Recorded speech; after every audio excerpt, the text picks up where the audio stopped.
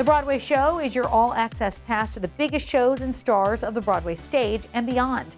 I'm Tamsen Fadal. Welcome. Death Becomes Her is casting a magical spell on Broadway audiences. Paul Wontorek caught up with Broadway's best frenemies, Megan Hilty and Jennifer Simard.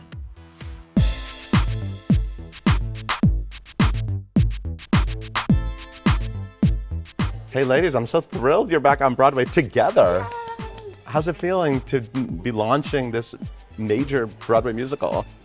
I still don't really believe that it's real. Like, I know that we're all dressed up and we're having a fabulous time here today, but like, it's so grand and it's so wonderful, and so many elements of this, what you see on stage and what we experience off stage, are fabulous.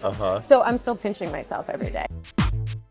This is also one of those titles, and you've both been in musicals like this, based on a movie that everybody's like, that should be a musical, right? You've been through that before, and this is one of those, right? I'm sure you experience this all the time in your like regular life. Oh yeah, I think I still have the ticket stub from when the movie came out somewhere. Really? Yeah, and I think everyone knew this would make a great musical, and I'm happy to report that not only is the movie as exceptional as it is, but what these writers and artists collectively have done to translate it to stage is one for the books. Isn't it really wonderful? Oh, absolutely. Yeah, because it's one of the most iconic movies ever made. But what they've done is taken that and made it completely its own, while paying homage to what's been done before us. I'm really thrilled for people to experience it. So these characters, Madeline, Helen, wow, they're a lot. What makes you say that? I mean, these are women who live very large, right? And they're very large characters to inhabit. But you make them. You also have to make them very human and build these real human relationships. I think you're doing that beautifully. What is it like, that balance? Because you do get to be extremely broad in the show as well. I don't know, because it does feel like I'm waiting for somebody to say, no, that's too much. Like, please don't do that. But I love that we have this space where we get to do that. Yeah. And inherently, like, you have to bring yourself to it, otherwise it's not real. So I don't know technically what that is, where that, like, how to put words to that balance, but it is very much at the center of what we're doing. You have to know that even when you're using the largest brush stroke, that it has to be based in something real. And sometimes you can go in with a fine brush stroke. And usually, to Megan's point, if you bring yourself to it, it's always going to be grounded if you work from the inside out. So even the broadest things are based in truth. I think we're both really good at listening to each other on stage and talking with our eyes, and I really appreciate that as your scene partner. That keeps it honest, even when we're doing the most ridiculous things. I mean, not since Roxy and Velma have two showbiz ladies maybe rivaled each other but needed each other so much. It's such a fun dynamic. They're enemies at times, they're rivals.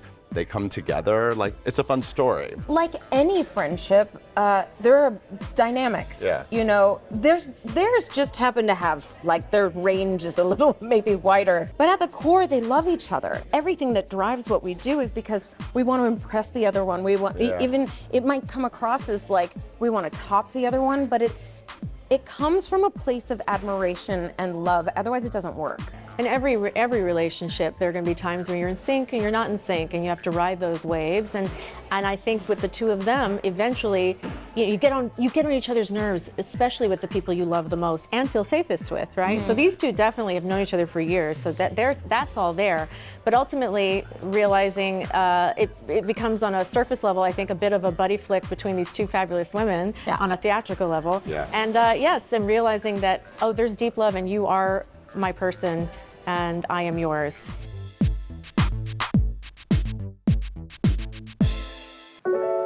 I can't even believe we're saying this, but Hamilton has been on Broadway for a decade and counting. It's time to take a walk with a Broadway star. So let's send it out to Charlie Cooper. Well, listen, we're just so excited to be chatting with you about this new role as King George III in Hamilton. I mean, pinch me, like, how are you feeling? This is a very different experience for me to be in this show, in this role. I didn't grow up in musical theater. I I grew up with pop and rock music and swing, and like that's all I sang, that's all I did. We didn't listen to Sondheim in my house. We didn't listen, I mean, like, you know, The Sound of Music would be on TV, but this was not a music theater household. And sometimes I feel like a bit of a, like, do I belong here? Wow. But then I saw Hamilton in 2015 off Broadway with everyone else. So we all saw it at the same time. So like my obsession and ownership over the way that I feel about it is the same as everyone. Like I feel like I'm on par. I have to know though, how did you get over that imposter syndrome initially? Or are you even over it? Do you feel like you're over it? I feel like I'm over it a little bit in this show, where like I love it as much as you all do. But I guess because I started in Jersey Boys, and I felt like I have ownership over my love of 60s pop as much as the next person does, or you know, of my generation at least. I didn't grow up, I didn't like make out to Sherry for the first time, but you know what I'm saying? Like if people who are my age, I love that music. So for Jersey Boys and Beautiful, like those shows, I felt like I belonged as much as anyone else did. It's more like classic musical theater, you know, the way that people feel it. And as much as I have grown to love it, it's not, sometimes I don't feel the same. Or, you know, I feel like, and I think, look, I think all of us feel like imposters in one way or another. Totally. They're like frauds that are going to be found out, like, oh, I can't do this, or I can't, you know, but, so no, I'm not sure if I have entirely, but here I do. I mean, listen, I've done 3 shows, so I do feel like, do I belong? I don't want to break this, I don't want to break this very sacred show. How are you making this King George III your own? Well, I can't, I mean, I feel like there are some sort of, you know, of all of the characters, King George actually has some fun, kind of broad choices to make. Yeah. And there are just some choices that someone like, you know, Jonathan or Andrew Rannells made that wouldn't fit the same on me, or, you know, and so they were so encouraging with wanting it to be my own. So I'm just trying to I'm still finding it, frankly. I'm still finding the version of the show and of that guy that feels most like me and that I can sort of put my stamp on. But I read the book, trying to find, you know, what's my idea of madness? What's madness look like for this guy? So it's so fun that, you know, all the different King Georges get to find their version of that journey. Yeah. Yes. So I'm still finding it every night. I love that. Jarrod, you're so candid. This was a joy. Break a Likewise, leg, Charlie. we're at work. Thank you. I know where We made it. I go here because I go to this school. Such a pleasure. Thank you, Jarrod. Thank you so much, Charlie. F. Scott Fitzgerald's classic, The Great Gatsby, was released 100 years ago, but the jazz age is still alive and well on Broadway. And now it's your last chance to see Ryan McCartan as Jay Gatsby before Jeremy Jordan returns to the role. I caught up with Ryan McCartan at the Skylark. This is one of those shows where you're like, oh my gosh, forever. I always think, you know, if you think about where you're going to be in 5 years and you look back and you say, this is a show I chose to do. I don't know where my mind sort of went first or settled first, because there's book Gatsby, there's 2 movies Gatsby, Leonardo DiCaprio, Baz Luhrmann, and now there's this thing, which is so much in that sphere, but so much its own thing. Yeah. And it's so Broadway. Yeah, just the scale of it, the history of it, the literature of it. There's so much about Gatsby that is just so grand and opulent and mysterious and terrifying. And this was not on my dance card. I didn't think this was gonna happen to me. Why? I started in this business when I was 7. And I am 31 now. And I am so used to being the youngest in the room. Because for 18 years I was always the kid in the cast. Yeah. Those sort of formative years have a big impact on the way you think about yourself, no matter how old you are. And I still sort of think of myself as like that kid that gets thrown a bone. Yeah. And Gatsby is just so, I mean, for lack of a better word, this might sound so trivial, but like Gatsby is so adult. Yeah, he's a grown-up. And I'm like, oh, I'm not a grown-up. I have to pretend to be a grown-up. Right. Right. To, you know, around the other grown-ups. Yeah. And like, I'm a kid from Minnesota. So they're gonna go for someone sophisticated and complicated, not me. Yeah. And then I get the call and I'm like, this is a mistake. This is a mistake. Me? We're talking about Gatsby, right? You had a decision to make, though. You had a decision whether or not this was going to be the show you were in. Very close to when I got the offer to do Gatsby, I was announced to be in Stephen Sondheim's Old Friends. That is the best and worst thing that can happen to an actor, to be given choices. On the one hand, it is such an immeasurable blessing, and on the other hand, it's so infuriating to you go months and months and months and months with no prospects, and you're working so hard to just get something, and then you get handed two things at once and you have to choose. And it's like, wait, can we just transplant this 6 months back when I had nothing going on, and then transplant this other thing 3 months later, and we can make them all work? No, it doesn't work like that. When it rains, it pours, in a good way and in a bad way. You are either stranded with nothing or you have 5 things you have to choose from. To be vulnerable and honest, there was a big piece of me that didn't think I could do it, Gatsby. Why? I never studied this. The way that I learned this, and I'm really grateful for this in some ways, the way that I learned how to do this was by doing it.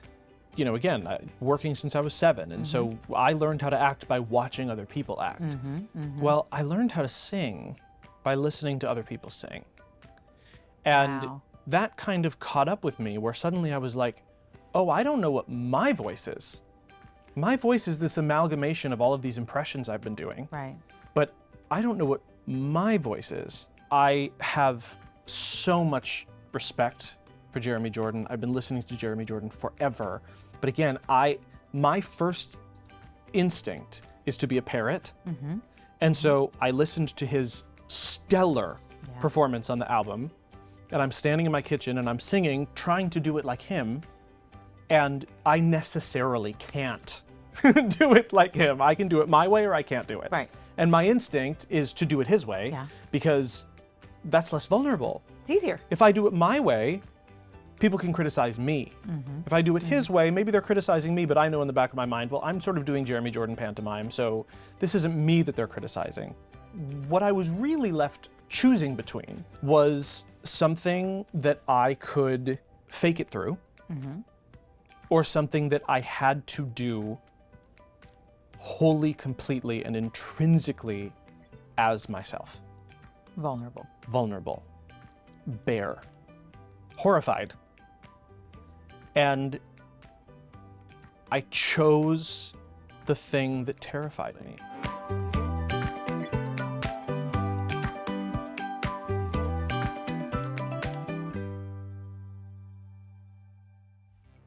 Wicked Part 1 is the all-time highest grossing movie based on a Broadway musical. Haven't you heard? I'm the Wicked Witch of the West. And now the countdown is on till the theatrical release of Part 2, Wicked for Good. And that means the Broadway show and tour are just as popular now as ever before. Here's Beth Stevens with another edition of Building Broadway. Here we are, Wicked is still running and still a sold-out show. How has Wicked changed your life? I always say that Wicked came to me at exactly the right moment in my career, meaning that the kinds of designs that I created for Wicked 5 years before, I wouldn't have necessarily had the power or strength to have imagined those, and later it would have been something else. So I think the way, for me, Wicked changed my life is it gave me the opportunity at exactly the right moment to move into a kind of storytelling that I love to do. So here we are in the Elphaba dressing room. So let's see the costume we're all thinking about, which is Elphaba's black. We call her the Wicked Witch at the moment that she becomes the Wicked Witch dress. The Wicked Witch dress. Yes. The idea was really always having a comparison between Elphaba and Glinda. Elphaba's from the earth and Glinda's from the sky. There's beads that have been added, all the different fabrics. It is weighty and it feels like it's from the earth. You can see how many different colors we included in the making of the skirt. But if you look inside, it's all clean so that it doesn't catch anything. So it's really all clean on the inside. So now we're in Glinda's dressing room, and this dress is literally off the floor.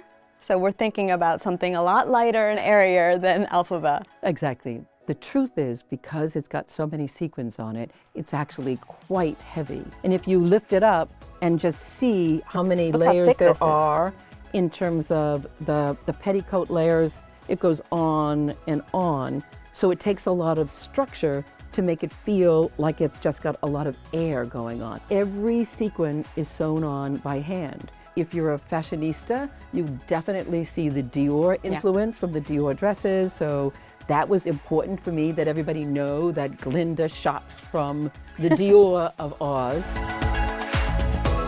This is a Broadway show. We're back in just a few.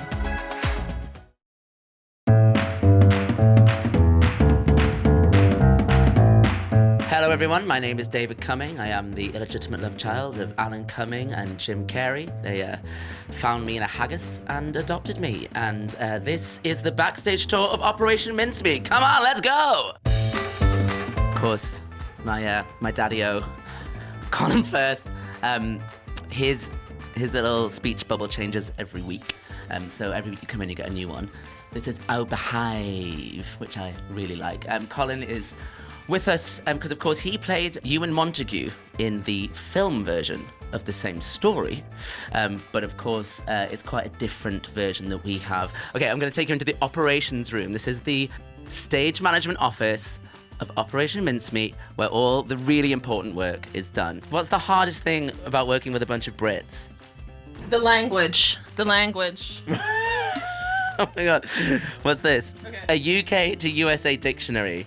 Okay, so there's been a lot of misunderstandings. What about a cream cracker? A cream cracker? Oh, that's like a wafer, like a soda cracker. Okay. Yeah. You'd put cheese on it. Not your cheese, because your cheese is bad, but our cheese, our good cheese. You heard it here first, guys.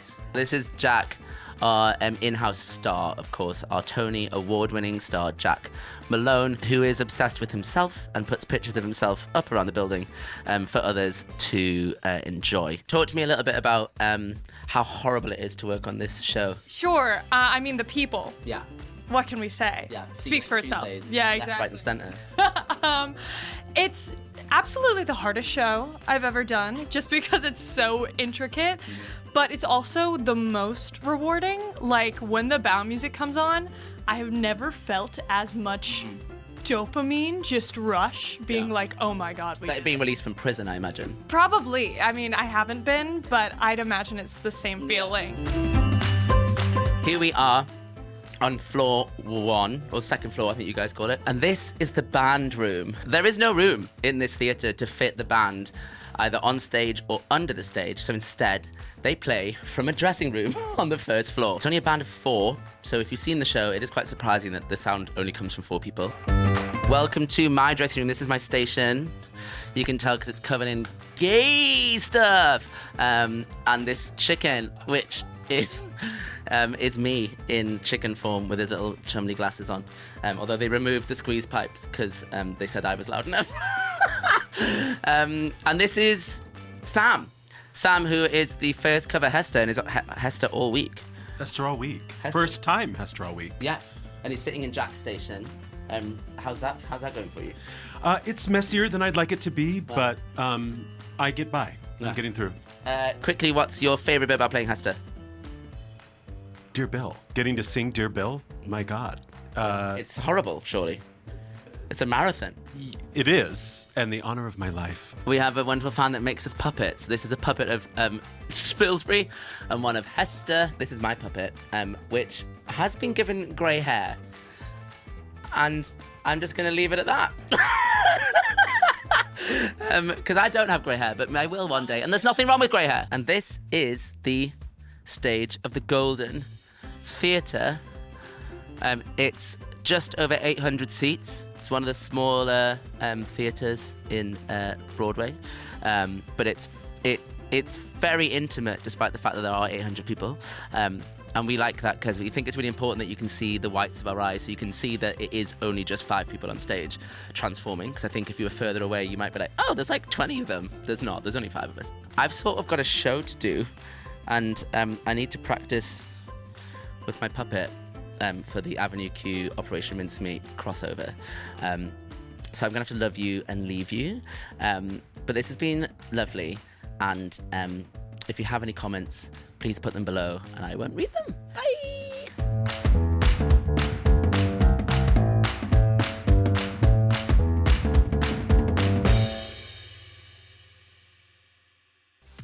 That's going to do it for us, but for tickets or if you want to check out extended cuts of all these interviews, head over to Broadway.com. I'm Tamsen Fadal, and this is The Broadway Show.